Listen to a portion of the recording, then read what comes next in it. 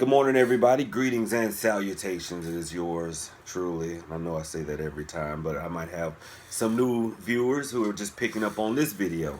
But it's yours truly, the Broken Prophet, speaking to you live down here from Georgia, Hoodoo Central. I want to talk to y'all about a few things this morning. The purpose of this video is to dispel some of the myths about the honey jar slash sweetening jar, and we will do like a hands-on on constructing my version of it. I'm not saying that my version is the correct way, or the only way. I'll say it's the correct way because it works for me and the people I do them for. But it's not the only way, okay? But I got a bunch of emails and texts from you guys saying, "Oh, well, can you do more hands-on videos?" So this will be hands-on, and y'all know right now it is September the 4th, Monday morning, and it's a holiday, okay? So as you can see, there's no shirt, there's no hat. This is just me in a t-shirt and some sweatpants. If you can see, I even have on flip-flops and socks because I'm a Georgia native, Atlanta. And just want to be comfortable so we can go to work. All right, we can go to work. You'll be getting a little bit of history, a little bit of practical application with this one, and I think it'll be okay. This video is going to be raw and uncut. I never do a script ever. At most I may do an outline. There's not even an outline for this. I just woke up and decided, you know what, I'm going to do this for the folks. I know I promised you guys a video on powders. I'm working out the logistics. That's my big word for the day. The logistics of a video on powders, because there's a lot that goes into them. And I try to keep these videos short, around the 10-12 minute range, because let's be honest, y'all have short attention spans. And two, these things can be a real bitch to upload. Okay, so I'll try to keep this one as short as possible while giving you enough information, and I'm trying to work out how to shorten a powder video. I might have to break it up into a few parts, okay? That's neither here nor there. Before I get into honey jars, I want to speak on something that I spoke on Instagram, but this is like something Spirit led me to speak on yesterday on Instagram, and I want to touch on it here, which is black folks, my brothers, my sisters, I love y'all to death. I love you to life because I don't want y'all dying. I don't want us dying anymore, all right? Love us to life. But we have got to stop using the term witch when we speak about ourselves and our magical practices. We've got to stop it, okay? Here's the reason why.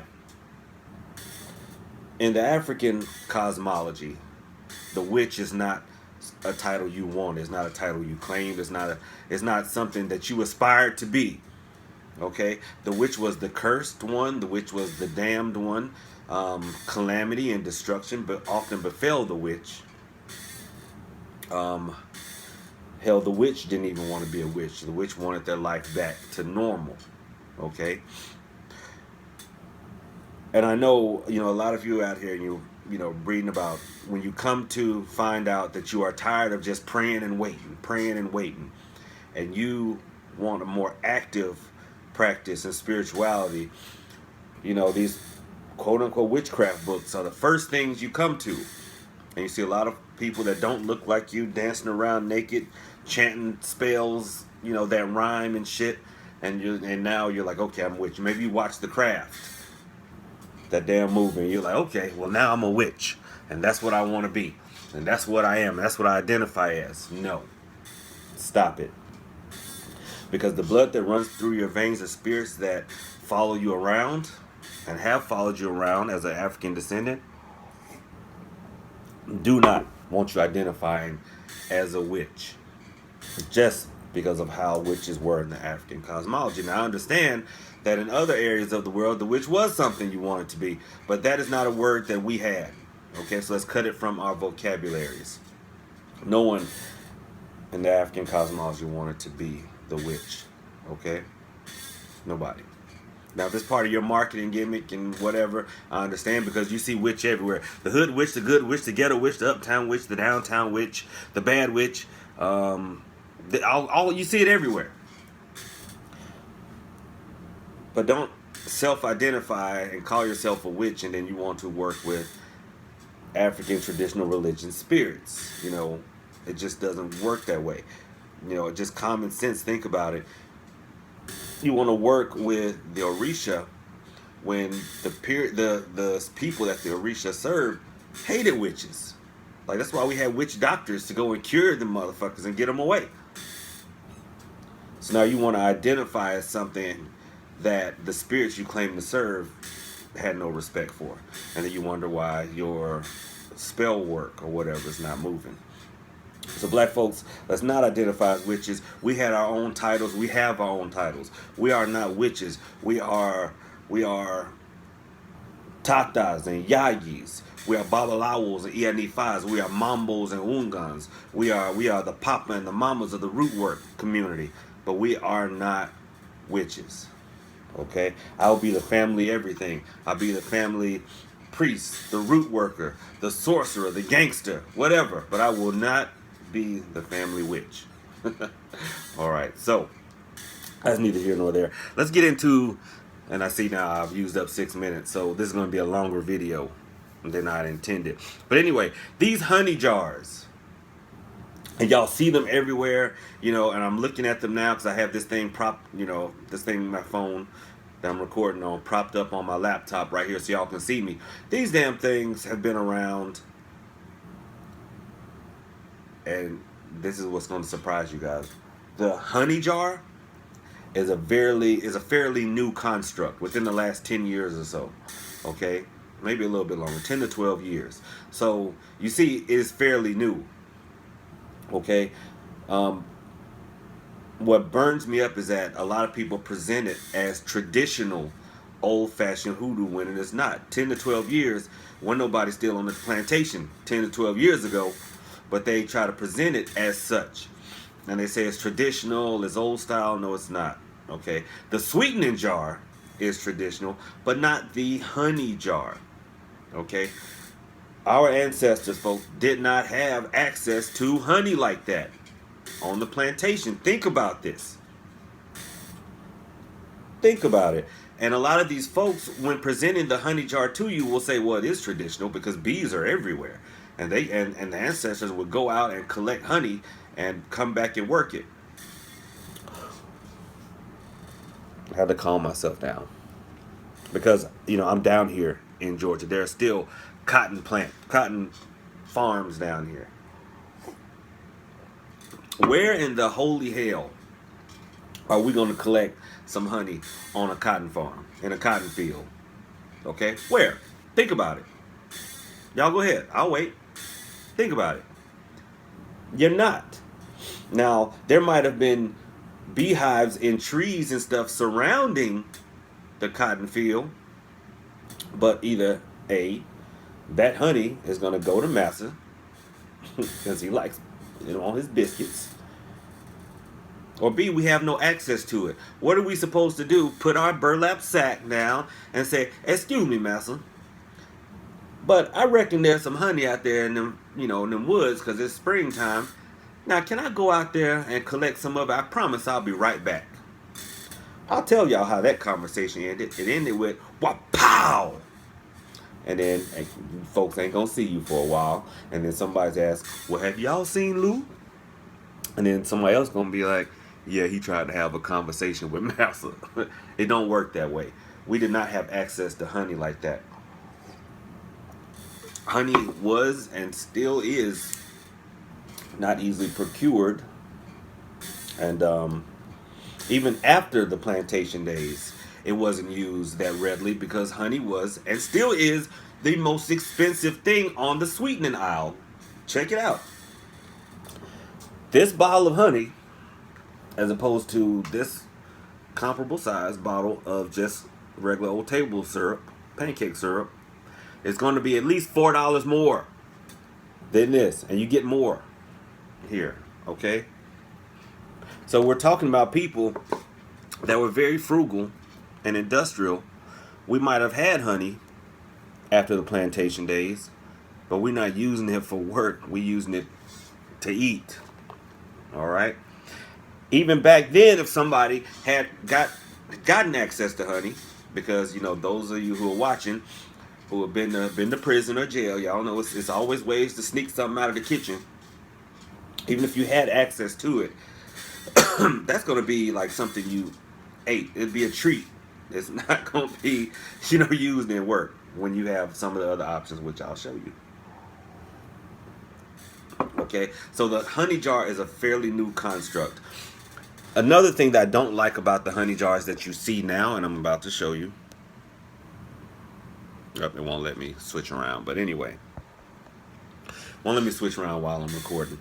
But one thing that I don't like is that you see pictures of folks, and I know you've seen them. They've got this jar filled with shit, filled with honey and other shit mixed in with it. Then they've got candles sitting on top of it, piled down, wax dribbling down all over the motherfucker, and you're like, okay, that looks mystical and magical. They know that to you that looks mystical and it looks magical. That's what they're aiming for. But for people who've actually worked sweetening jars, it looks like a pile of rubbish, and I'll tell you why. Magic is kinetic. It has been and always will be kinetic. And I know it's like kind of bright behind me. It means it has to be moving. The energy of the universe has to move. Everything is constantly in motion, okay? So when you're building a honey jar and you're sitting it on an altar with stuff dribbled all over it, locked down, that stuff's not moving. It's not circulating. It's not flowing. So the magic you're trying to create is also stagnant, not circulating, not flowing. That is why a lot of you have attempted honey jars and have gotten zero results from them, because it's slow. It hasn't moved. It's just sitting there on your altar looking pretty. Another thing that causes lack of results with honey jars is very simple. Look how slowly honey pours. All right, look at that. I'm gonna tilt it so you can see. You see how slowly it flows back down, as opposed to this table syrup that's like water. You pour it up, bap, it's back down. Look at that. Honey's still running down. Honey pours slowly, it flows slowly, and it moves very slowly. I'm not saying that honey jars are ineffective. What I am saying is that they move very, very slowly. That's why a lot of you contact me and you say, I've done this honey jar, or I bought this honey jar and nothing's happening. It's not that nothing's happening, it's just that it's not happening in the speed that you need, because honey moves very, very slowly. And I see some of these honey jar spells for court cases, and I'm sitting here going, hell, by the time that thing works, the person will be in jail already. By the time that thing takes effect, the judge will be sitting there going, that some bitch I sent to prison 3-4 years ago, I might have been on one that day. I probably shouldn't even sent him. Hell, by then it's too late. Or you in a fight with your significant other, and you think you're going to do a honey jar, and y'all still fighting. Now, y'all get back together 3-4 months down the line, things are sweet and dandy, but it didn't help the problem at hand. These sweetening jars we did were for problems that were at hand. I'll tell you how to get faster results. And the first thing to do is to take this honey and pour it on your biscuits. Honey jars are more for maintaining something. You just get married, you just get a new job, you just into a situation, and you want to maintain that momentum and keep it sweet and keep it nice. Okay, then you make you a honey jar and keep it somewhere to make sure that this first date you went on is your last first date. Okay, then you make a honey jar, but not when you're in the thick of things. By all means, never use molasses. Molasses is, just don't use molasses. All right. I know y'all see spells out there calling for, don't use molasses. Don't. I know y'all looking at me right now and you like, damn, Lou, you got honey and pancake syrup and molasses. You want pancake and biscuit eating something? Yes, I am. Yes, I am. I am indeed. I eat a lot of these things. Not as much. I'm trying to drop some weight now. But anyway, I digress. I also personally do not use jars this big because we're talking about, not saying that you can't, but we're talking about my personal practice. I don't use jars this big because when I make a sweetening jar, I like to keep it moving. Okay, now I don't melt wax all of it because I'm constantly shaking my sweetening jars. But I don't use jars this big, and here is why. When I need to sweeten a situation, I need to sweeten it quickly. Okay? Which means I need to constantly keep these things moving and shaking like a snow globe. All right? And in order to do that, I need to keep them on me. And it's hard to walk around with a jar like this, always shaking it. You're going to look like a damn fool. Now, you can put it on your working altar near the door. Shake it going in, shake it coming back, or whenever you're at home. I like to get these things over and done with quickly. So, what I will do is, I make mine in jars like this. This, again, was an old syrup jar. If you've got friends with babies, or if you have a baby yourself, save those jars. As you get further along in your hoodoo practice, you'll start saving jars left and right. Okay? So, here's the practical part. Let's hypothetically say that I've got, this young lady who seems to be immune to my devilish southern charm, and I want to kind of sweeten her onto me. All right? So I'll take this. I like to call them little bitties. I'll take this little bitty and a piece of brown paper bag. Yeah, that light behind me is starting to get on my nerves. But I'll take this little piece of brown paper bag. This is hypothetical, but I just thought of somebody. And I would write the names. It does not matter how you write the name on here. Folks, again, do not believe the hype. Reject the programming. I'm black. I'm Southern. I've been doing this for my whole life, which sets me apart from 99% of the online spiritual community when it comes to hoodoo. Okay? And I'm here to tell you, it does not matter how you write the names on here. You just need to get it on here. I know people are like, oh, I'm going to make it look pretty. If that is relevant to you, then by all means do it. Okay? Because this is your spiritual practice you're talking about. Look, I almost said, it's just instinctual to do this like this. I'm not going to comment on that. But it does not matter how it's on there. A lot of people say, oh, write it crosswise or write love around it. I might write my intention on there. Love me, love only me, think about me, things like that. But I'm not trying to write it like in a circle. I'm not writing it crossways. I'm not making a cross, anything like that. I'm just getting it on here. You can use ink pen, pencil. Don't worry if it washes off. It may wash off the paper, but it will not wash out of here. And that's where the magic happens anyway, in the intent. All right? So I am writing some names on here.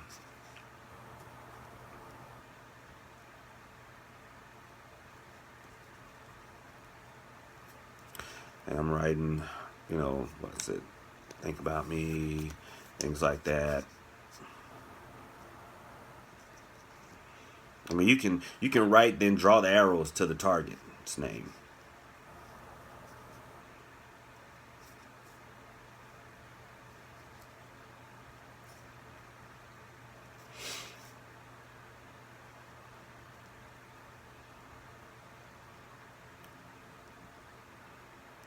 Okay. Now, one thing that they were right about, you want to fold it 3 times to you to draw someone to you. Okay. That. Into the little bitty it goes. Now, you're saying, if you don't use honey, what do you use? Regular old sugar. And water. Why sugar water? Remember, we were talking about viscosity and the flowing of it, okay? And I apologize for the glare and stuff, but just listen to me. We're talking about viscosity and flowing of this. Sugar water is going to pour extremely quickly. Extremely quickly. All right? So if it's moving quick, in the physical sense, it'll move quick spiritually. I'm going to start dumping sugar in here. Covering things up. All right.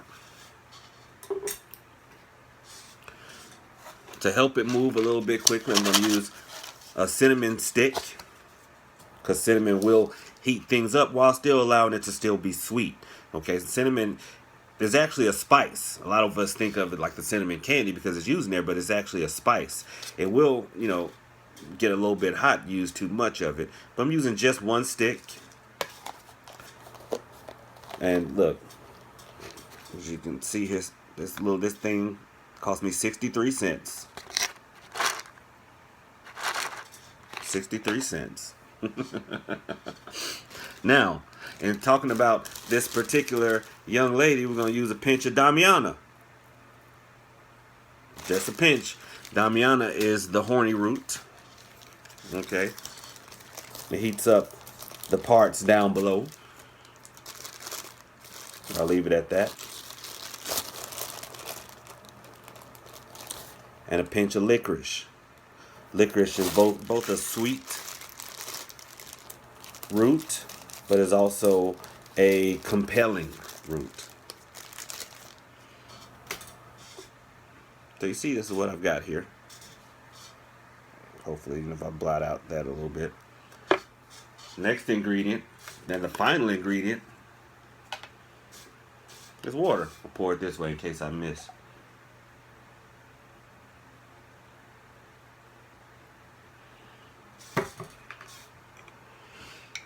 I have this in my little bitty here. And I'm going to shake it. And see, y'all see that sugar is already dissolved. It's already dissolved. And in this little bitty sweetening jar, it is still low viscosity and it is flowing a lot quicker than that damn honey would. Alright, since it's flowing a lot quicker, the magic locked inside of it will flow a lot faster. Now, y'all heard me talk about candles. I still use a candle to activate my honey jar, sweetening jar. But I'll use one tea light sitting on top of it. Set this on my little altar here.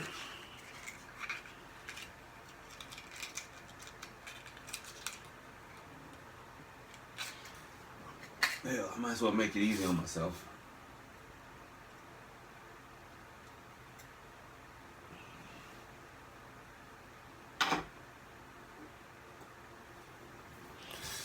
Sit it there and get it moving. Look, y'all witches out there. Here's my book of spells right here. And to activate one, I always go, everyone goes to Psalms, which is fine. I mean, I work all around the Bible. And this is Hosea, chapter 6, verses 1 and 2, which says, "Come and let us return unto the Lord, for he hath torn, and he will heal us. He hath smitten, and he will bind us up. After 2 days will he revive us. In the third day he will raise up, and we shall live in his sight." Amen. Once that little tea light burns out, that little bitty is good to use. And the reason I use that little sucker right there is because it is so small, I can keep it right here in my pocket. And all day long, as I'm driving, I'm shaking. As I'm, I might walk through the store, take it out, and shake it. Whatever I'm doing, I'm shaking and moving that all day. All day, as opposed to it just sitting on my altar, gathering dust, or getting shaken once or twice. And if you constantly keep it moving, you'll see quicker results. Trust me. All right? And that's it, guys. I'm going to wrap this thing up. I will tell you one story about using these little bitties. There was a time when I was, working this job, and I'll be honest, y'all, I was fucking up. I was going through some things at the time. Seriously, fucking up. And I knew I was about to get fired. They called me on my day off, said, "Hey, come down, we need to talk to you." Y'all know what that means. So I get there. Well, I get in the car. And I thought about it. I'm like, why am I not working on this? Why am I not doing some work on this? But I was like, shit, I don't have anything on me. So I got an idea. I swerved into McDonald's and asked them for one of these. Y'all know the little syrup pack for McDonald's. I asked them for one of these. I peeled back just the tip. Got a little piece of back, wrote it on there, stuck it down in there, held it shut with my thumb, and as I'm driving, I'm shaking. And I'm driving, and I'm shaking, and I'm praying. And I'm shaking and praying and driving. When I got there, the boss man said, you know what, Lou? I know you've been going through some things. Like, don't even worry, just go on home. I know he didn't call me down there just to say that. He called me down there to fire my ass. Okay? But he had a change of heart. To this day, he probably doesn't even know why, but I do. I do. And that's it, guys. I want to leave you with this. This here is a piece of really old-fashioned, old-school hoodoo that, I haven't even done in a while. This is a sweet potato. This is a sweet potato. If you want to really tie somebody to you, you take a piece of brown paper bag, you write the names on there, you cut the sweet potato. Not like that. That was a horrible pantomime because I don't want you doing that. You make a little cut, open it up a little bit with a butter knife. You stick that down in there. You root this potato. By rooting, you get a jar or something, and you stick it down in there till the roots form. Once the roots form, you bury this. As it grows, that person becomes more and more attached to you, more and more compelled to be with you romantically. And as long as you keep that alive, you can keep that person. Use it at your own risk. Don't be coming and knocking on my door because now you don't want them no more. You can't get rid of them because I'm going to charge you double to get them up off of you. All right, y'all, that's it. 27 minutes, way too long. It's going to take a while to upload this. I apologize for the glare, and maybe I will work out that powder video, and I'll get that done for you. Thanks, everybody, for tuning in. Have a safe holiday weekend. God bless.